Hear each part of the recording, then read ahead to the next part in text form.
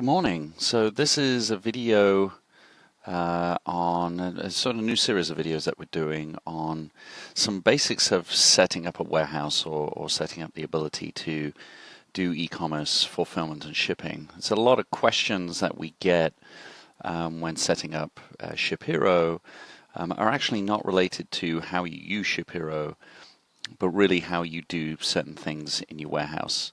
There's also some best practices that we've learned along the way as we guide some interesting customers, both small and large, into using an e-commerce warehouse management system. So I'm going to walk through some really quick basics of location. So I put together a few screens to show some of the location information and also just a few pointers on specifically how ShipHero handles locations. So what are we talking about when we're talking about locations? We're talking about where your inventory goes in the warehouse. Now, your warehouse could be a very small space, it could be a very large space. There's going to be different strategies that you would apply dependent upon space, dependent upon the type of inventory that you're handling.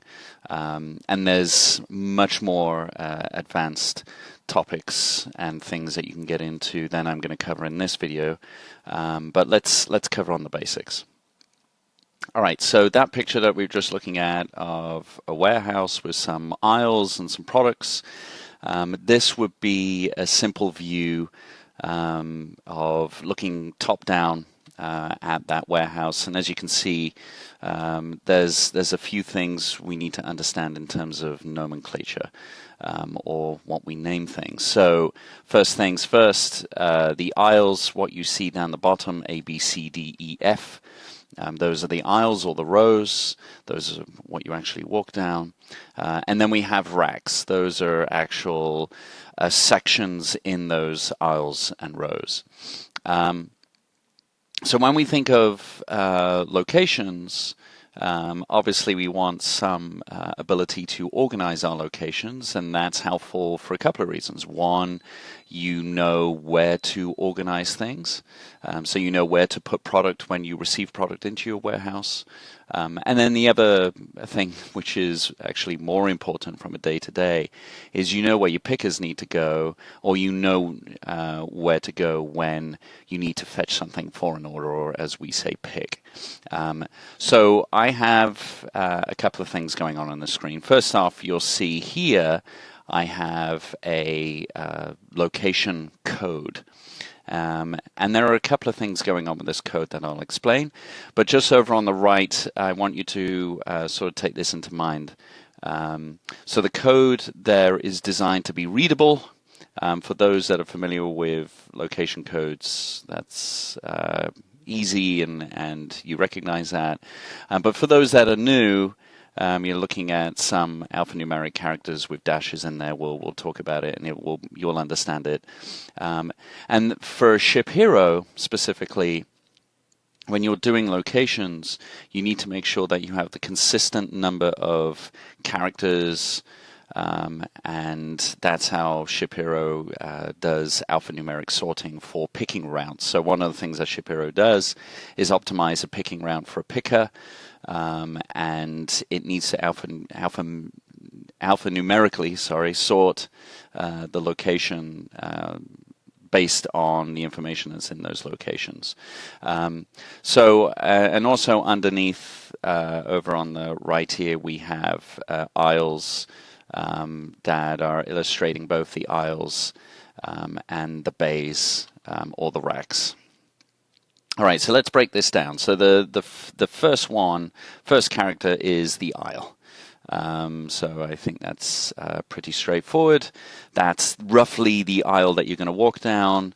The second would be the rack. So if we were to look over on the right here, we already know A02. So here we are, row A and rack 2. So we already know, based on those two pieces of information, that we're in that area. Then we have the shelf. So the shelf is once you get to that space, that rack, sorry, in the aisle, you're going to need to know, you're going to have a number of shelves and you need to know which shelf. So this indicates shelf 1. And then you can go another level in, which is the actual box on the shelf. So there are a couple of ways in which we see warehouses being set out. For smaller spaces where there's just product on the rack, on the shelf, you're most likely you won't see an additional piece of information here to indicate the bin. But then you also have in higher density spaces or larger warehouses where there could be multiple things on that shelf. That they will actually have their own bins, and those bins will have a number as well. So here, this is what we're showing. So again, so the aisle is that big line that you walk down as far as like the aisle in a supermarket. The rack is the actual section on that aisle. And then shifting over to our view when you're in the aisle and looking at that section, there's the shelf. So again, based on where we're at, so we're aisle A, rack 2, which is this, and shelf 1. In this case, the shelf is on the bottom.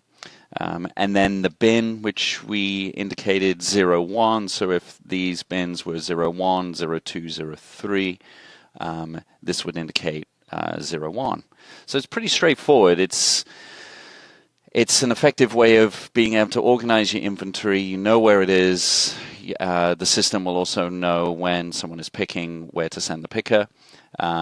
So just to do one more overview, because it is a bit of information to take in for those that are new to this. So you're going to have your aisle. In an aisle, you're going to have bays and shelves. That's actually, I need to update that. That should be bays and racks. And then actually in that section of the aisle that we want to go to, you're going to have your shelves. And you're going to have your bins if you're actually identifying the different bins on each shelf. And that's pretty much it. That's sort of a basic rundown of the locations. In ShipHero, you're going to be assigning locations to your SKUs. And there's also the topic of what is called slotting methodology, but it is essentially how you choose to manage tracking your inventory and the bin locations that your inventory is in, which we'll cover in another video. We have another video that I'll link that is the static slotting versus dynamic slotting. That's it for locations. Thank you.